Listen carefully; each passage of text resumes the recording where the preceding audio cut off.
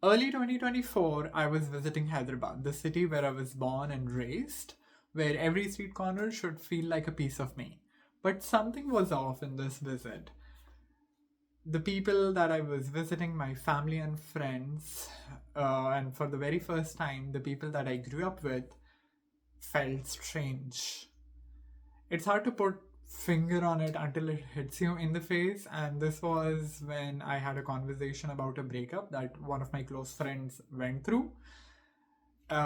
He seemed to be fine and pretty much unbothered about the breakup, but I knew the girl she broke up with very well too.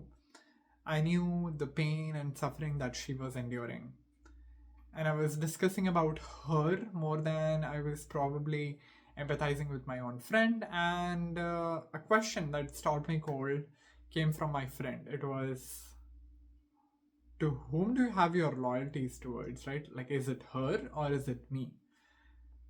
In that moment, my impulse took over because I was like pretty emotional and volatile. And I told him the truth. I'm moved by her story.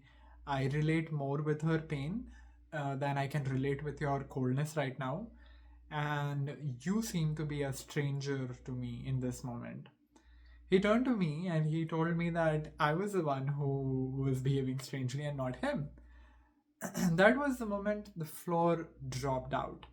I realized that the people whom I shared the same religion with, same language with, maybe the same regional and cultural DNA with, and a lot of other things, right? Like racial identity as well, if I have to add that, were operating on a very different moral map.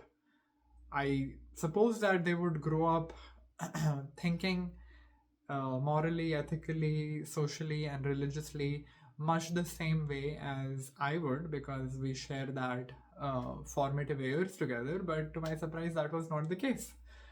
I felt a sense of social death. I know that this is a heavy term, but this is what happens when you are physically present, but socially or emotionally or morally or spiritually extinct for the people around you. I reached out to one of my mentors, panicking, who happened to be very close to me here at the University of Windsor, where I was doing my master's of computer science. And she told me something that I would never forget. She said something on the lines of, Ehsan, ways of life are addictive too. What she meant was, we understand substance abuse. We know that if someone is addicted to alcohol or drugs, we know that they are addicted for a reason, and we see that it's taking a toll on their health. We see them suffer, and because we see them suffer, we feel hurt too, and we want to change all of that because we are selfish, right? Like, we don't want to feel the bad and uncomfortable emotions that come along with seeing a closed loved one suffer. So, because of our very selfish reasons, we want them to give up their addiction. And we feel very sorry for them. We understand how the addiction works, right? Like, if at least I do understand how it works, and I feel sorry for them. But I also realized in that moment that I never looked at my moral framework or other people's moral frameworks as addictions, right? We are all addicted to our own choices, whether moral, social, political, philosophical, or what have you. We are addicted to the ways we have always lived because it's convenient. And as one may know from behavioral economics, it's always convenience that wins over motivation.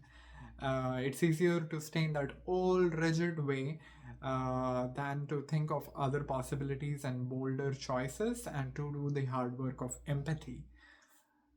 I realized that I'm addicted too in my own ways, and that was kind of devastating because my mentor asked me to, change my lens. I was looking at my friend and trying to judge him, but I mean, he was judging me too because I was operating within my own framework of moral, within my own moral framework, right? Which is my own addiction.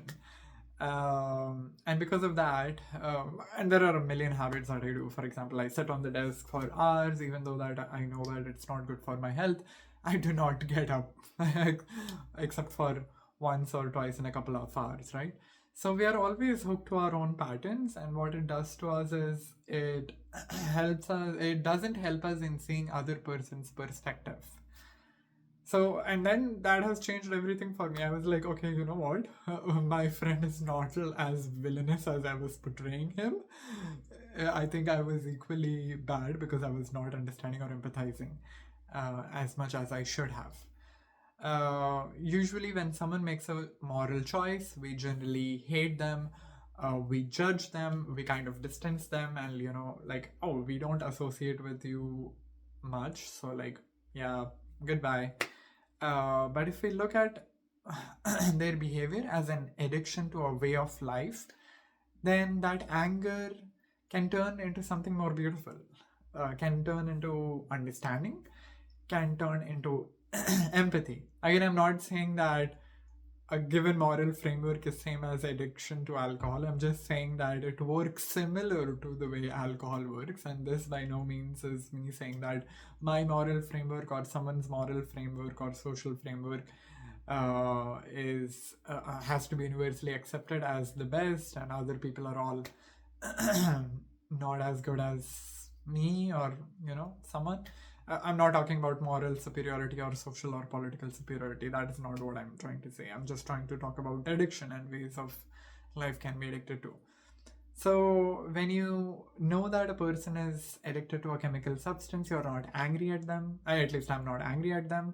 You see their struggle. So, why don't we see other people struggling with their own addictions, with their own upbringing, maybe, with their own narrow views, worldviews, or maybe different worldviews, not narrow worldviews, much the same way. So, one surprising thing that happened during the end of the trip was I told my parents that, oh, you know what, I don't feel like home. Like, I know that I'm visiting home, but it doesn't feel like home anymore. And though they are quite progressive, they were startled. Um, but yeah, so that's how it is, right? Like, we get addicted to a lot of things which are not just chemicals, and we need to remind ourselves of, everyone operating from their own addictions, which will help us to empathize and be more understandable of each other and potentially lead to a more understanding world.